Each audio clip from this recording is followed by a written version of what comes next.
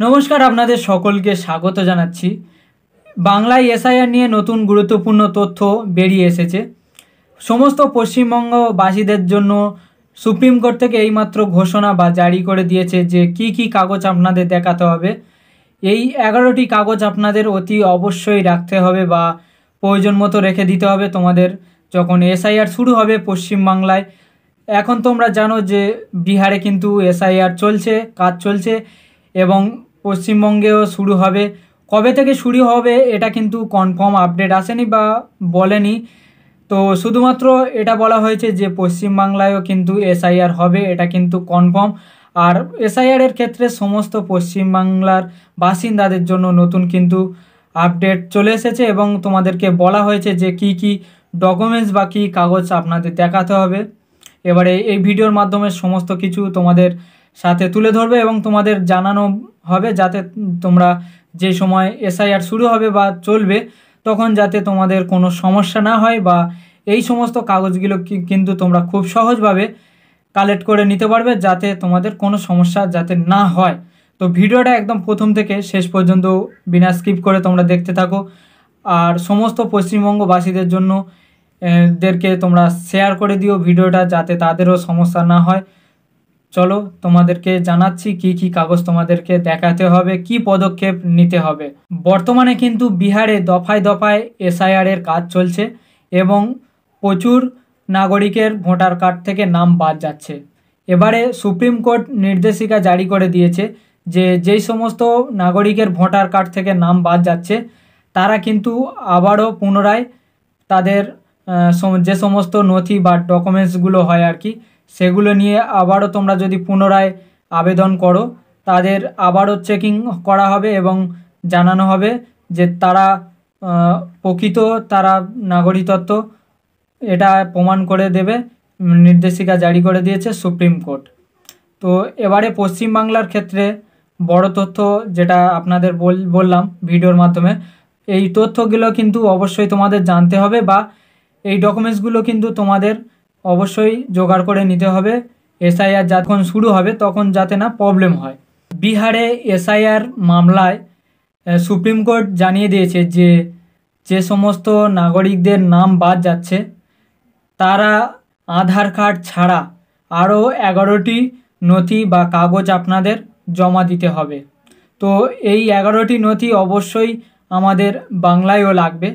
তো কি কি কাগজ আপনাদের দেখাতে হবে, কি ডকুমেন্টস দেখাতে হবে এটা এবারে আমি আপনাদের এসআইআর এর ক্ষেত্রে যে সমস্ত নথিগুলো আপনাদের লাগবে সেগুলো বলার আগে সুপ্রিম কোর্ট কি বলছে আমরা জেনে নেব। সুপ্রিম কোর্ট বলছে সমস্ত নাগরিকদের জন্ম প্রমাণপত্র, আধার কার্ড, ভোটার কার্ড এবং তাদের পাসপোর্ট, ভিসা এই সমস্ত ডকুমেন্টসগুলো তোমাদের লাগবে এসআইআর এর ক্ষেত্রে। এবারে জানিয়ে দিয়েছে যে সাফ সমস্ত নাগরিকদের অনেকেরই কিন্তু ভিসা, পাসপোর্ট অথবা তাদের নিজের জন্ম প্রমাণপত্র কিন্তু নেই।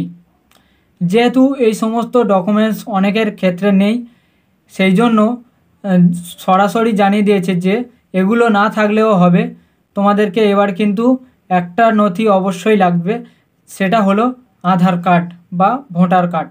এই দুটো ডকুমেন্টসের মধ্যে কিন্তু কনফার্ম তোমাদের লাগবে।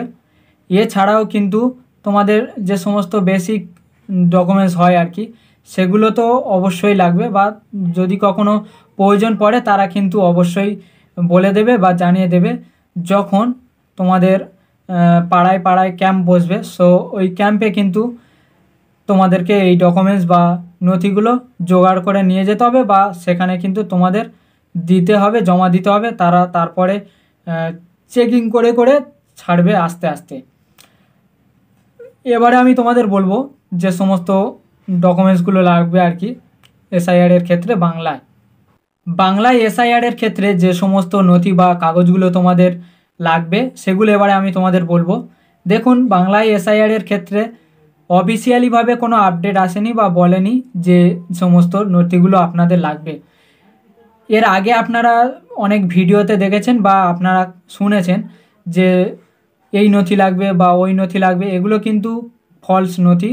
তোমাদের এগুলো জোগাড় করার কোনো প্রয়োজন নেই বা আপনারা এর আগে শুনেছেন যে সমস্ত ডকুমেন্টস লাগবে সেগুলো কিন্তু বিহারে বা অন্য অন্য রাজ্যে চলছে, সেগুলো কিন্তু আপডেট আসছে। তো এখনও কিন্তু কনফার্ম আপডেট আসেনি।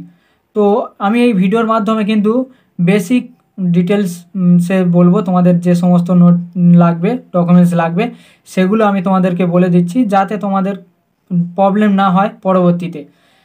তো এবারে দেখুন, আধার কার্ড তো অতি অবশ্যই লাগবে। আর আধার কার্ডের ভিতর কিন্তু কোনো ভুল না থাকে সেটাও কিন্তু আপনারা যাচাই করে দেখে নেবে, নাম, পদবি এগুলো যাতে কোনো ভুল না থাকে। ভোটার কার্ড লাগবে অবশ্যই, রেশন কার্ড লাগবে, প্যান কার্ড লাগবে এবং নিজ বাসভবনের দলিল বা পর্চা এগুলো লাগবে। জন্ম প্রমাণপত্র লাগবে। যদি আপনার জন্ম প্রমাণপত্র না থাকে, আপনার বাড়ির যদি কেউ কোনো মেম্বার থাকে, সে বা আপনার মা হোক বা আপনার ঠাকুমা হোক, তার জন্ম প্রমাণপত্র দিয়ে কিন্তু আপনারা ডকুমেন্টস ভেরিফিকেশান করতে পারবেন। এসআইআরের ক্ষেত্রে আরও দুটো কাগজ লাগবে জানিয়েছে, যেমন একটা হলো ভিসা এবং একটা পাসপোর্ট। তো এবারে জানিয়েছে যে অনেকেরই কাছে কিন্তু পাসপোর্ট, ভিসা নেই এবং জন্ম প্রমাণপত্র নেই। এই তিনটে ডকুমেন্টস কিন্তু বেশিরভাগ মানুষের কাছে নেই। তো তাদের জন্য খুশির খবর জানিয়ে দিয়েছে সুপ্রিম কোর্ট। তাদেরকে শুধুমাত্র আধার কার্ড দেখালেই হয়ে যাবে। এছাড়া যাদের 2000 সালের আগের ভোটার লিস্টে নাম আছে এবং যাদের নাম নেই, তাদেরকে কি করতে হবে এবার আমি তোমাদের বলি। তো তাদের বাবা অথবা মায়ের 2000 সালের আগের ভোটার লিস্টে নাম আছে কিনা সেটা আপনাদের দেখতে হবে এবং সেই কাগজটা নিয়ে কিন্তু জমা দিতে হবে। প্লাস আপনাদের বেসিক যে সমস্ত ডকুমেন্টস হয় আর কি, সেগুলোও কিন্তু তোমাদেরকে জমা দিতে হবে। তো এই হচ্ছে এসআইআরের ক্ষেত্রে এই নথি বা ডকুমেন্টসগুলো কিন্তু তোমাদের অতি অবশ্যই লাগবে বা জোগাড় করে রেখে দিতে হবে। আপনারা অনেকেই ভিডিও দেখেছেন ইউটিউবে বা বিভিন্ন সোশ্যাল মিডিয়ায় ভিডিও দেখছেন যে এই নথি লাগবে বা ওই নথি লাগবে, এগুলো কিন্তু ফলস নথি, এগুলো কোনোভাবেই লাগবে না। আমি তোমাদের যে সমস্ত বললাম এগুলো কিন্তু তোমরা ফলো করো বা তোমরা জোগাড় করে রেখে দাও, যাতে পরবর্তীতে বাংলায় এসআইআরের ক্ষেত্রে বাইরে রাজ্যে না, কিন্তু আমি যে সমস্ত কথা বলছি বা যে ডকুমেন্টসগুলো আপনাদের বললাম সেগুলো কিন্তু বাইরের রাজ্যে না, এগুলো কিন্তু আমাদের বাংলার ক্ষেত্রে লাগবে।